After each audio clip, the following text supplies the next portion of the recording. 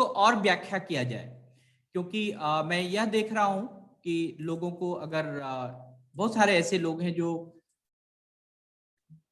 जो भी वेद पुराण या जो भी धर्म ग्रंथ की बातें हैं उसका सही व्याख्या नहीं मिलने के कारण हम कभी कभी क्या होता है कि हम उसकी व्याख्या जो है कि गलत तरीके से समझ लेते हैं या फिर हम अधूरी व्याख्या समझ लेते हैं।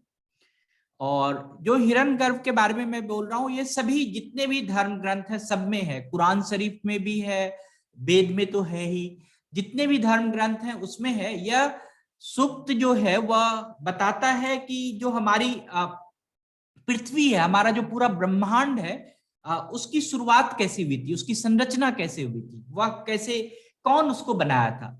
तो मैं जो वेद में लिखा हुआ है ये 10वें मंडल का सूक्त है, और कुरान शरीफ में भी लिखा हुआ है ये चीज कि दो चीज खुदा ने दो चीज बनाया था, वो एक जन्नत और एक दोजक, मतलब एक स्वर्ग और एक नर्क की रचना की थी खुदा ने। और उसमें लिखा हुआ है कि 6 दिनों में ही उन्होंने रचना किया था, और वो जो 6 दिन था वह हमारे आपके दिन के हिसाब से नहीं था, उसका एक दिन जो है वो शायद 50 वर्ष के बराबर था या 50,000 वर्ष के बराबर था, इस तरह से था।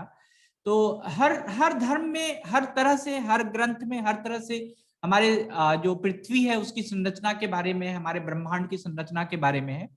तो जितने भी हिरण्यगर्भ सूक्त में अगर हम बात देखें तो इसमें आप ध्यान दीजिएगा, मैं फिर से ये चलाऊंगा कि हर मंत्र के बाद, इसमें 10 मंत्र है, और उस हर मंत्र के बाद एक शब्द आता है, कस्मय देवाय हविखा विधेम। कस्मय देवाय हविखा विधेम। कस्मय का अर्थ होता है किसने बनाया, कौन से देवता ने बनाया, उसका नाम तो पता चले, उसका नाम नहीं पता है। कस्मे देवाय हविखा विधेमे का अर्थ ये होता है कि यह जिसने निर्माण किया वो किसी को नहीं पता किसने यह निर्माण किया, कौन से देव ने, कौन सी शक्ति ने, कौन सी ऊर्जा ने यह निर्माण किया। मैं फिर से वो एक बार फिर से आपके लिए बजाता हूँ हिरण्यगर्भ सूक्त। आप एक बार उसको फिर से ध्यान से सुनिए आप सभी, और फिर देखिए कि आपको पता चलेगा कि इस सूक्त में कितनी हिरण्यगर्भः समवर्तताग्रे भूतस्य जातः पतिरेक आसीत् सदा धार पृथिवीन्द्यामुदेमां कस्मै देवाय हविषा विधेम यः आत्मदा बलदा यस्य विश्व उपासते प्रशिशं यस्य देवाः यस्य छायामृतं यस्य मृत्युः कस्मै देवाय हविषा विधेम यः प्राणतो निमिषतो महित्वैक इत्रा जगतो बभूव य ईशे अस्य द्विपदश्चतुष्पदः कस्मै देवाय हविषा विधेम यस्येमे हिमवन्तो महित्वा यस्य समुद्रं रसया सहाहुः यस्येमाः प्रदिशो यस्य बाहू कस्मै देवाय हविषा विधेम येन द्यौरुग्रा पृथिवी च दृढा येन स्वस्तभितं येन नागाः यो अन्तरिक्षे रजसो विमानः कस्मै देवाय हविषा विधेम यं क्रन्दसि अवसातस्थभाने अभ्यैक्षे तां मनसारे जमाने यत्राधिसूर उदितो विभाति कस्मै देवाय हविषा विधेम आपो हयद्बृहतीर्विश्वमायन् गर्भं दधाना जनयन्तीरग्निम् ततो देवानां समवर्तता सुरेकः कस्मै देवाय हविषा विधेम यश्चिदापो महिना पर्यपश्यद्दक्षं दधाना जनयन्तीर्यज्ञम् यो देवेष्वधिदेव एक आसीत् कस्मै देवाय हविषा विधेम मानो हिंसीज्जनिताय पृथिव्या यो वादिवं सत्यधर्मा जजाना यश्चापश्चन्द्रा बृहतीर्जजानकस्मै देवाय हविषा विधेम प्रजापतेन त्वदेतान्यन्यो विश्वा जातानि परिता बभूव यत्कामास्ते जुहुमस्तन्नो अस्तु वयं स्याम पतयोरयीणाम्। ओम। इसमें 10 मंत्र है और उस 10 मंत्र के हर मंत्र के बाद एक ये जो आया है कस्मै देवाय हविखा विधेम, इसकी बात है कि हम किस देव की उपासना करें, कि वह कौन है। जो पहला मंत्र है उसमें यह कहा गया है कि ये जो ब्रह्मांड है उसकी रचना की है, जिसका कि हमें नाम ही नहीं पता है। और जो ब्रह्मांड है उसकी रचना हिरण्यगर्भ की तरह हुई थी, सोने के अंडे के समान से हुई है। तो अगर हमें उस देवता का नाम पता चल जाए, अगर हम उस देवता को देख सकें, उस देवता को हम धारण कर सकें, तो हमारी जो पूजा है, जो हमारी अर्चना है, जो हमारी उसके प्रति आस्था है, वह हम उसको समर्पित कर सकें।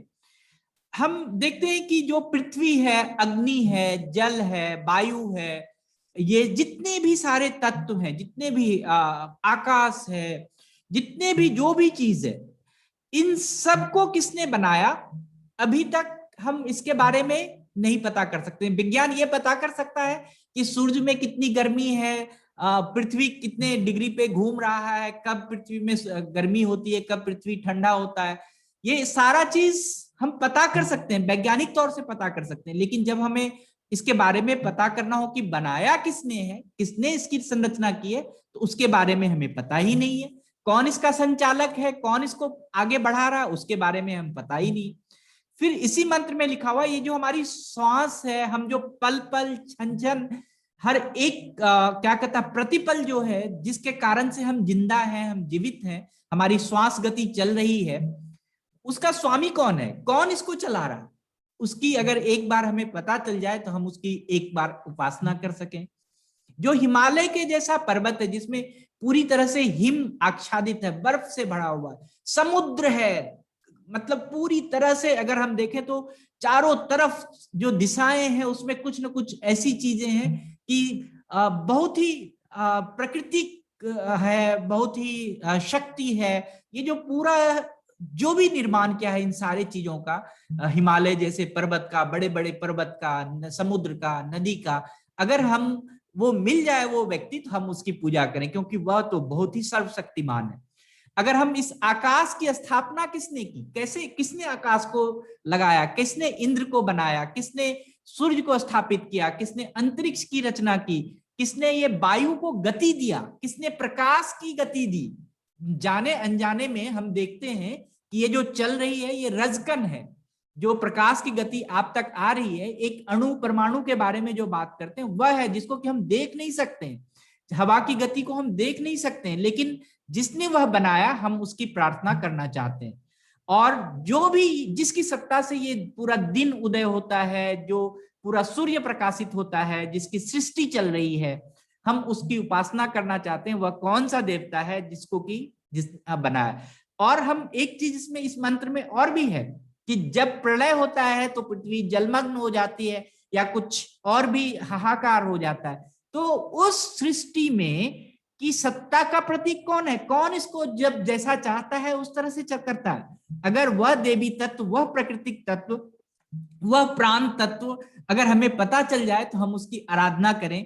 वह जो शासक है, अगर वह पता चल जाए कि जो हमारी सत्ता को चला रहा है, जो इस पूरे तत्व को चला रहा है, अगर वह मिल जाए तो हम उसकी आराधना करें। तो अंतिम जो 2 मंत्र है इस हिरण्यगर्भ सूक्त में, इसमें यह है कि हमारी जो हिंसा है वो ना करें, हमें कोई हिंसक गतिविधि में ना ले जाए, हमें कोई परेशानी ना हो। हमारा जो मन है, हमारा जो कर्म है, वो एक सदगति के साथ, एक अच्छे गति के साथ चले, क्योंकि जिसने भी ये पृथ्वी बनाई है, जिसने भी ये अंतरिक्ष बनाया है, जिसने भी हम सभी को जन्म दिया है, वह जो भी पंच तत्व बनाया है, जो भी चीज बनाया है, उस परमानंद, उस रचयिता को हम क्या कर सकते हैं कि प्रार्थना करते हैं, नमन करते हैं कि वह हमें हिंसा करने की भावना ना दे, वह हमें हमेशा खुश रखे, वह हमेशा सद्गति हमें प्राप्त करे। और अंतिम मंत्र में ये याचना की गई है कि उस प्रजापति, उस संचालक, अगर आप कोई भी है जिसको हम नहीं जानते हैं, जिसके बारे में जो समस्त सृष्टि की प्रक्रिया चल रही है, अगर हम उसके बारे में नहीं जानते हैं, अगर वही पूरे विश्व में व्यापी है, वही सब चीज जानता है, तो आपके अलावा और कोई हमारा राजा नहीं है, आपके अलावा और कोई हमारा प्रजापति नहीं है। तो आप ही हमारी जो प्रार्थना है, जो हम लोग प्रार्थना करते हैं, किसको करते हैं पता नहीं, जो भी प्रार्थना करते हैं, जो भी हमारी इच्छाएं करते हैं, जो भी हम मनकामना करते हैं, जो भी हमारी रिद्धि सिद्धि समृद्धि लौकिक अलौकिक जो भी हमारी इच्छाएं होती है, जो भी विविध प्रकार से हम चाहते हैं कि कुछ हो, कुछ नया हो, उसके लिए हम आपकी प्रार्थना करते हैं। हे अमुक, आप जो भी हैं, जो भी जिस भी रूप में हैं, आपकी हम अर्चना करते हैं। मुझे नहीं पता कि आपकी संरचना कैसी है, लेकिन हम आपसे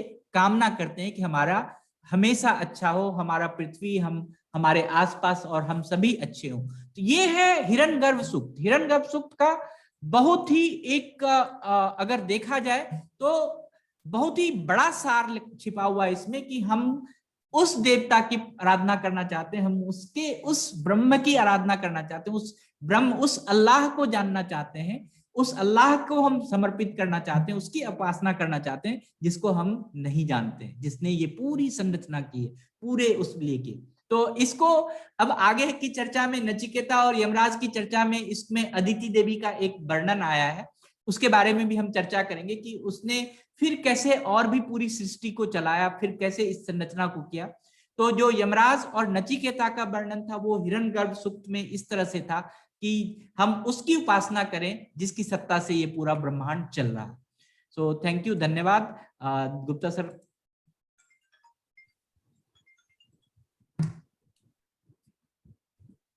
सभी को मेरा नमस्कार, प्रणाम। अक्सर क्या होता है कि एक कहानी मेरे को याद आ रही है। एक व्यक्ति एक नदी के किनारे बैठा था, तो वो बैठा रहा, लोग बाग आते रहे, जाते रहे, देखते रहे। तो एक व्यक्ति ने उससे पूछा, भैया आप यहाँ क्यों बैठे हो? तो उसने जवाब दिया कि मेरे को नदी पार करनी है। बोले तो पार कर लीजिए। बोले मैं इंतजार कर रहा हूँ नदी का पानी सारा खत्म हो जाए, नदी का पानी सारा बह जाए तो मैं नदी पार कर लूंगा, जब पानी नहीं रहेगा तो उसने कहा भाई ये क्या संभव है? बोले नहीं, संभव नहीं है। तो बोले फिर क्या करोगे? फिर मैं यहीं बैठा रहूंगा, जब तक नदी का पानी नहीं जाता तो मैं नहीं हटूंगा। इसीलिए हमारे जीवन में भी ना बहुत प्रकार की जिम्मेदारियां होती हैं, और हम यही सोचते रहते हैं कि ये काम खत्म कर लूं, ये काम खत्म कर लूं, ये काम खत्म कर लूं, ये काम खत्म कर लूं, और वो काम अभी कभी हमारे खत्म नहीं होते। हम ईश्वर के लिए समय नहीं निकाल पाते, अपने लिए समय नहीं निकाल पाते। तो मेरा कहने का मतलब ये है कि जिम्मेदारियां आप निभाइए, मगर अपने लिए और उस परमपिता परमात्मा के लिए जिसने हमारा निर्माण किया है, उसके लिए कुछ समय निकालिए। और इसके लिए धन्यवाद तो बाद में देते हैं कि सचेतन को धन्यवाद है कि इन्होंने ये समय निकाल दिया आधे घंटे का, कि जहां हम सब कुछ भूल करके इसमें आ जाते हैं। क्योंकि लोग बाग जो हैं इसके लिए 15-20 मिनट 25 मिनट पहले से सोचने लगते हैं कि मेरे को वहां ज्वाइन करना है, सब काम फिनिश करके ये टाइम निकाल लेते हैं। नंबर एक बात। नंबर दूसरी बात, सारे दिन कॉन्शियस या अनकॉन्शियस माइंड में हम ये सोचते रहते हैं कि कल क्या होगा, कल कौन सी प्रार्थना बजेगी। तो इसका मतलब ये है कि हम कहीं ना कहीं भगवान से जुड़ रहे हैं। नंबर दूसरी बात ये है कि व्यक्ति के शरीर में कोई सुंदरता नहीं होती है। Everybody is beautiful from outside. सुंदरता कहाँ होती है? सुंदर होते हैं व्यक्ति के कर्म। हम जो काम करते हैं वो सुंदर होने चाहिए, वो अच्छे होने चाहिए। विचार, हमारे विचार सुंदर होने चाहिए। हमारी वाणी सुंदर होनी चाहिए। हमारा व्यवहार सुंदर होना चाहिए। और संस्कार, इन सबसे ऊपर चरित्र। तो अगर ये सब चीजें हमारे पास में सुंदर हैं तो हम स्वयं सुंदर बन जाएंगे। तो ये जो मैंने कहा कि अपने अपने व्यवहार को सुंदर बनाइए, अपनी वाणी को सुंदर बनाइए, कि किसी को गुड़ मत दो, गुड़ जैसी बात कर दो। मीठा बोलने में कोई पैसे नहीं लगते हैं, तो अपनी वाणी को सुंदर बनाइए, अपने विचारों को सुंदर बनाइए, कि दूसरों में बुराइयां ना ढूंढे, उसकी अच्छाइयां ढूंढे, बुराइयों को नजरअंदाज करते रहे, अच्छाइयों को अपनाते रहे।